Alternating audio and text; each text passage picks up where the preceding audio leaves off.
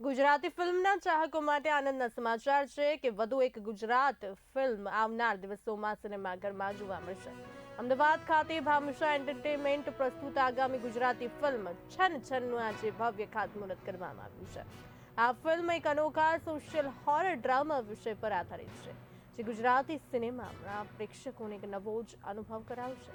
આ ફિલ્મમાં પરંપરાગત પરિવારની સ્ટોરી છે, જ્યાં લાલચ, સત્તા અને સામાજિક દબાણ વચ્ચે નિર્દોષ પ્રેમનો સંઘર્ષ છે।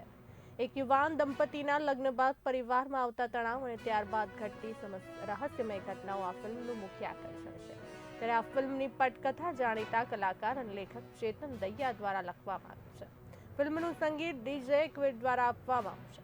ટૂંક સમયમાં જ આ ફિલ્મનું શૂટિંગ શરૂ કરવામાં આવશે અને તેને મોટા પડદે રિલીઝ કરવાની પૂરજોશ તૈયારીઓ ચાલી રહી છે।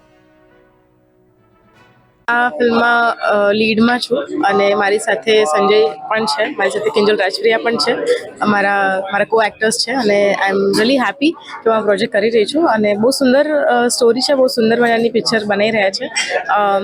હોરર છે અને આઈ હોપ કે ઓડિયન્સને બહુ જ મજા આવશે।